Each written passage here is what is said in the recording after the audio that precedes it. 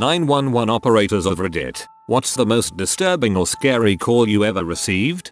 I was a 911 operator in Mobile, and the day Hurricane Katrina hit the Gulf Coast, we started getting lots of calls from New Orleans and the Mississippi Gulf Coast for some reason. I guess they started routing to us after all the 911 centers to the west of us started going down. Anyways, I got a call from a woman who said she was trapped in her house on Gordon Street between Florida and Law. I was confused at first because we have a Florida street in Mobile, and after checking and double checking and not being able to find her address, I asked her what city she was calling from and she said I'm in New Orleans. I tried to route her to New Orleans 911 and New Orleans Fire Department but could not get through. But she started screaming and said the water was coming up into the attic where she was. I told her to find something heavy and break the attic vent out so she could get out onto her roof. But the vent was too small for her to crawl through. She sat down and started crying. I told her I would stay on the line with her for as long as she wanted me to. I stayed on the line and listened as she cried, prayed, cussed, and prayed some more. A little while later I could hear her struggling to keep her head and phone above water. Then the phone went dead. To this day I don't know if she lived or died. I quit 911 3 months after Katrina. My uncle lives in a hurricane zone, and after Katrina I made him put a wrecking bar in his attic. He won't move or evacuate. Thank you for staying on the line with that woman.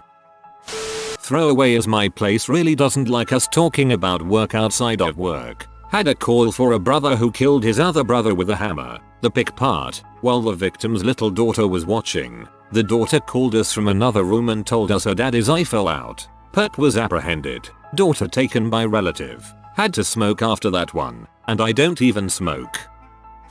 I had a woman call in who was hiding in her closet and told me her ex-boyfriend was breaking into her house. She told me that they had a violent history. I got her information and told her to do what she needed to do to stay safe and leave the line open no matter what. While officers were en route, I heard him come in through a window and start beating her. He heard sirens coming and took off. Luckily, since she left the line open, I was able to let the officers know when he took off and they caught him near the apartment. I think the worst part was the 2 minutes after he left. I sat there listening to the woman weeping and not being able to comfort her because she was too far away to hear me.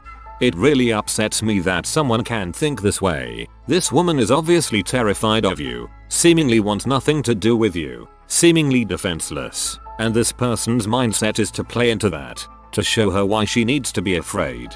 To purposely hurt her emotionally and physically. It's sick and saddening.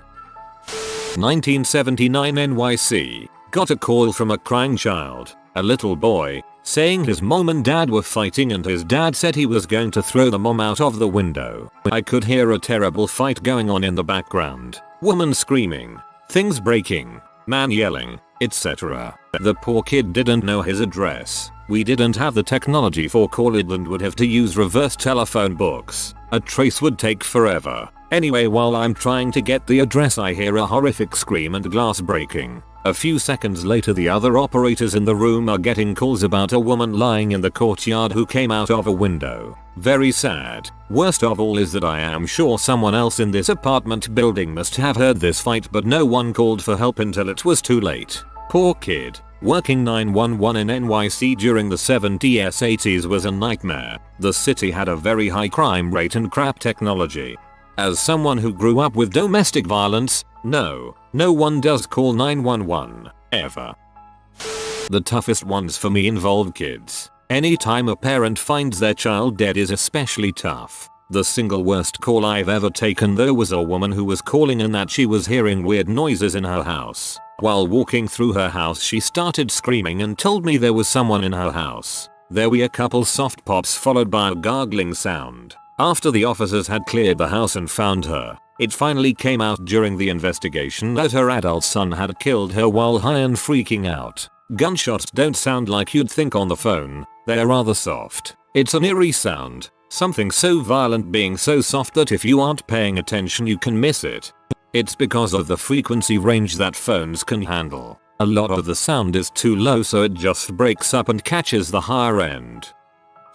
In true Reddit style, I'm not quite the intended target of this question as I don't actually answer the calls myself, but my job does involve me listening to a lot of them after they've happened. The one that sticks with me the most was a man who was paralyzed from the waist down and had phoned up to tell us that he was midway through attempting to amputate his own legs at the thigh using nothing but a hacksaw and a Stanley knife. He'd laid newspaper down on the floor and everything, in an attempt not to get blood on the carpet. Naturally, not long into the call he passed out due to blood loss. Grim stuff.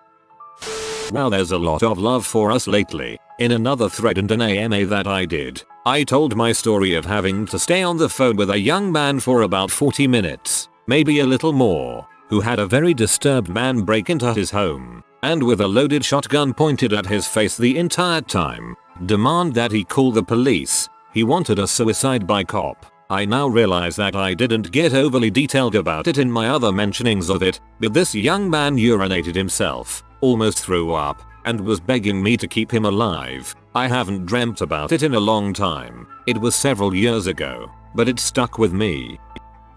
Another NYC received an anonymous call that a patrol car, RMP, was parked in the middle of a street in Harlem with the doors open and no police officer in sight. We used to get tons of prank calls, but after a while your gut tells you when they're real. They found the officer several blocks away. He had been shot and then dragged by the perp's car for several blocks. Terrible.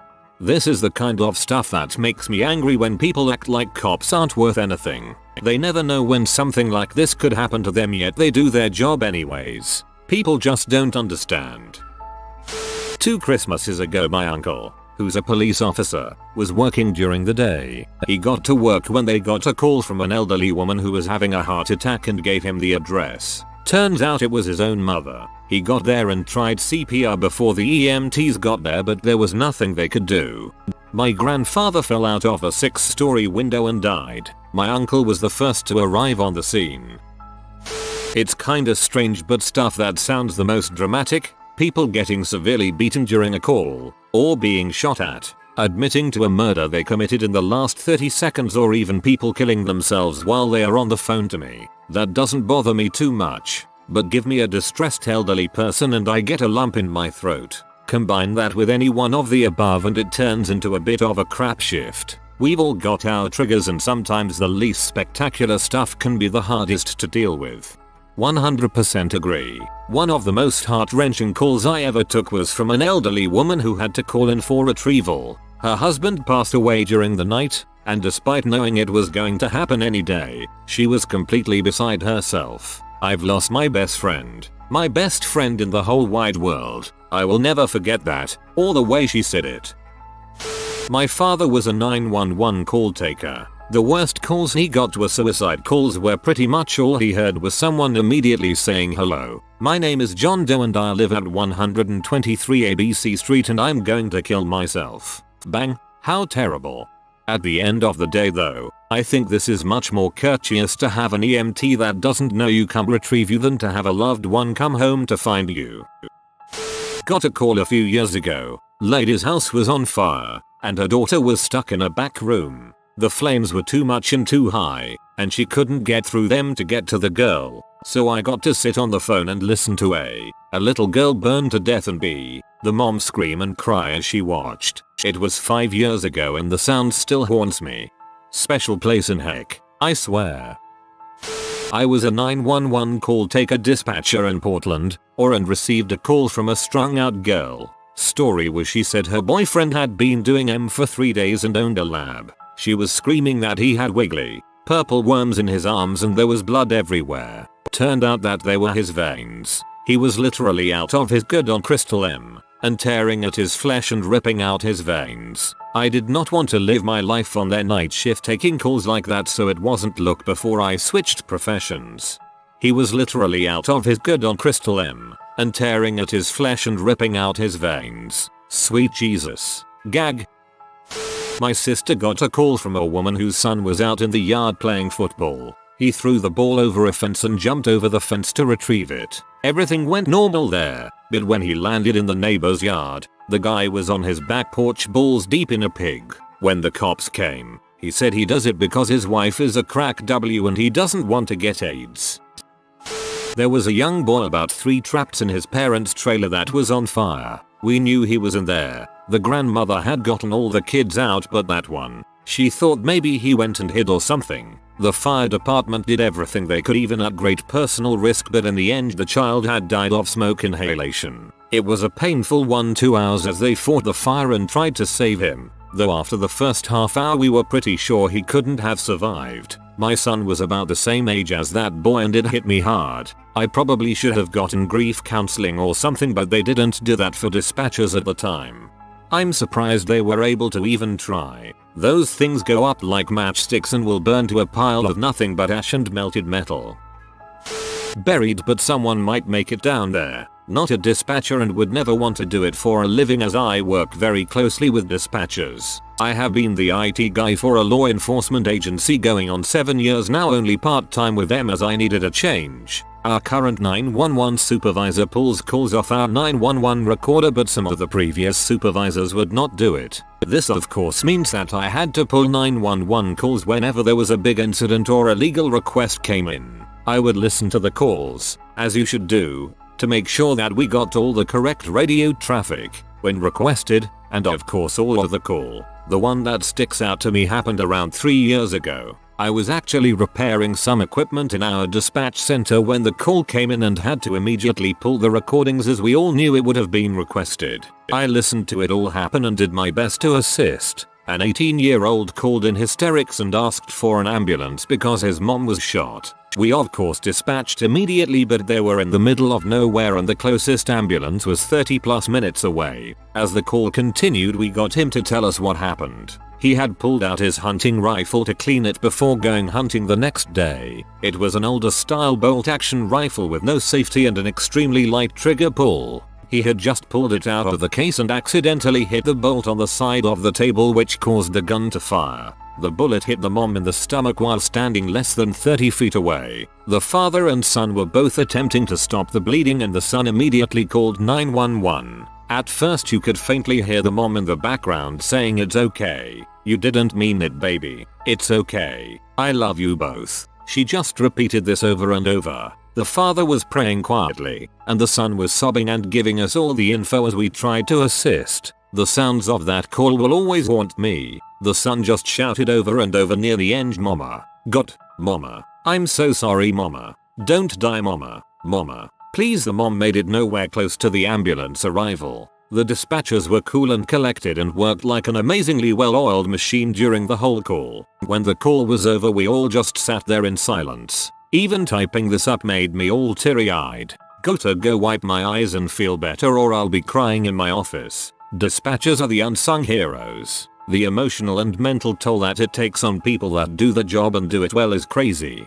That kid will never be right after that. Accidentally killing your mom. Wow. That's really, really sad. When I still lived in my hometown, I used to volunteer on the emergency services department. Being a tiny town, there was no full-time staff, so people in the town would receive proper training and volunteer for it. 2 incidents always stuck with me. One was a day when I was setting up for a CPR training course for teens. The station was silent as I was working, until almost every alarm suddenly started going off. Fire, EMS. I could hear the RCMP alarm going off across the street. The radio starts buzzing, and I can hear a Delta call coming for a house nearby. Delta being the second highest level. I knew the family. Kind people. Mom had been downstairs making dinner, and her son was getting ready to go to scouts. He had tripped and hung himself by the kerchief. She didn't find him until it was too late. I remember standing in front of the radio in horror as I could hear her screaming in the background of a radio call, as one of the guys was radioing and that they were coming into the big city with a high priority call.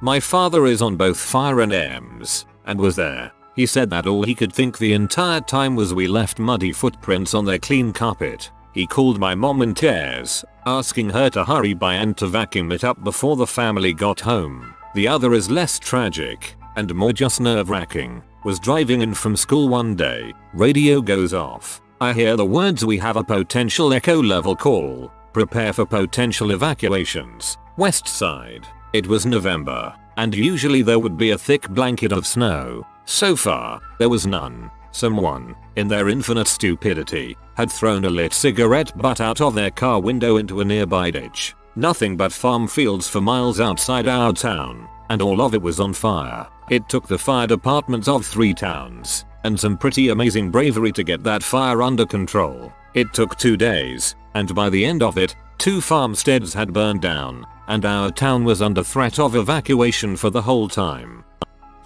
My stepdad's a firefighter and he told this story to me and my sister about 5 years ago and it stuck with me. As a firefighter he also attends car crashes to help cut people out, etc. The story he told us was that he was called to a lorry and car collision, which never end well really. In the car were 3 adults and 1 young girl about 6-7. If memory serves me right it was the family friend driving, with the others in the back with the little girl in the middle back seat. They crashed into a lorry and the car went under it, decapitating all the adults but missing the girl. She had to sit in that car, surrounded by the decapitated bodies of her family and friend for around 4 hours before they could get her out. He also told us about how when brains are splattered across the windscreen it reminds him of raw mints. I guess when you deal with that stuff a lot you grow kind of immune to it. That poor girl, I'm sure her life was never the same after experiencing that. I don't know how it could be. That would traumatize me forever. As a 911 dispatcher, please read the following. This question is great on Reddit, and even in a personal question with a close friend. But please, please, please, do not ask this question in public, and especially at any social format. Many of us dispatchers have very difficult calls that can linger with us for years. It can be hard to talk about, and in front of a group gathering, it can induce anxiety. Just bear that in mind. Thanks. Like asking a soldier if he has killed anyone. Want PTSD to hit way mega super hard? I didn't think so. Not a 911 operator but my aunt is. The call she hated the most was trying to coach a new mother to give CPR to a 5-week-old that died while she was still on the line before paramedics could get there.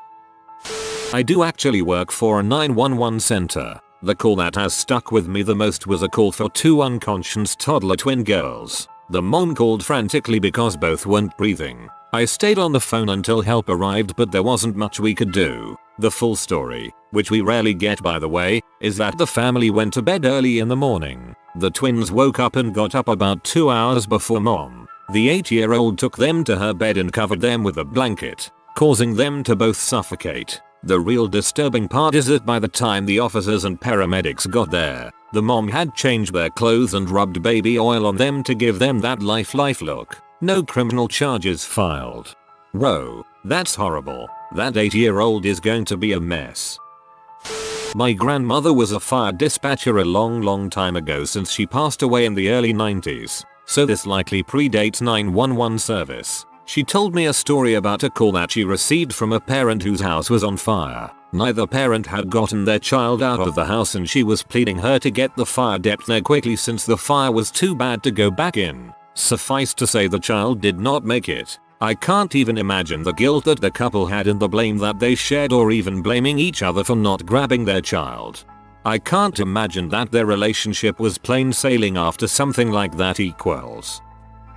My mom was a 911 dispatcher in the early 90s. I was 5 years oldish, in Washington state. When I got older, I remember asking her about some of the calls that she could still recall. One in particular was pretty bad. She was working one year on Halloween night and around 10 or 11 PM she had a call come in that a couple guys were driving around town with a dummy or something dragging behind their truck. The dummy was falling apart and pieces of clothing plastic were being torn off and scattered around the city. Being Halloween, it seemed like a prank but she had a patrol car try to find and stop the truck. As time goes by more and more people started to call in about it. Eventually the patrol car caught up with the truck and it turns out that it was a person. The guys had gone to a store earlier and when they left, they had backed their truck into an elderly man whose clothes got caught in the rear bumper or whatnot. The 2 guys never even knew that they were dragging around another human being all across town. For miles. The elderly man had passed away and those pieces of clothing scattered around town was his clothing, flesh, and body parts. Still gives me chills. I was a criminal justice major in college and as one of my summer jobs internships I was a non-emergency dispatcher at a 911 center. I was surprised about the number of emergency calls I got on the non-emergency lines. A couple of examples. An old guy mad at the minority kids playing in the street in front of his house threatened to go outside with his shotgun and confront their mom because the police were taking too long to come answer his complaint. A lady called saying she found a guy passed out in her driveway and wanted to know if she should ignore it or if we should send an ambulance. We sent an ambulance. The one that sticks with me though is an elderly lady calling saying that her grandson and husband were burning trash in the backyard and something exploded and her husband was on fire. Her grandson was 9 years old and couldn't do anything about it. When the fire dep got there, they said his skin was like melted plastic and as soon as they tried to get him on the backboard, it came off exposing all his organs, etc. He died en route to the hospital. Grandson watched everything. For me, it was a lady calling to say she was just raped and beaten. Someone had broken in her house, followed by, "Oh my god, he's back. Help," then the line goes dead. I send officers for an active home invasion, have them standing by. She was lying. Her boyfriend had broke up with her for cheating on him, and she threatened to call police if he left. He did, and she followed through. She got arrested. That's a special level of crazy. XGF's mom is an operator. Call early Sunday morning from a 6-year-old girl saying there was a man in the backyard making a lot of noise. She said the man had her parents and they both weren't moving. The little girl said the man knew she was in the house and he told her to call the police. She then said the man was coming inside. The phone fell to floor ground and that was the end of the call. Still gives me the chills. Lots of unanswered questions. For some reason, of all the awful things in this thread, this one made me feel absolutely sick.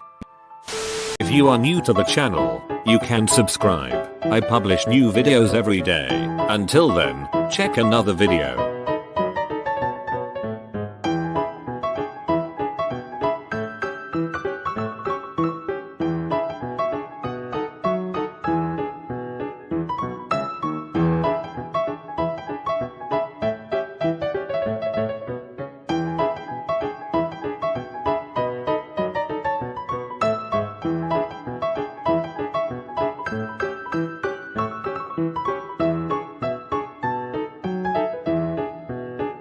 Bye for now.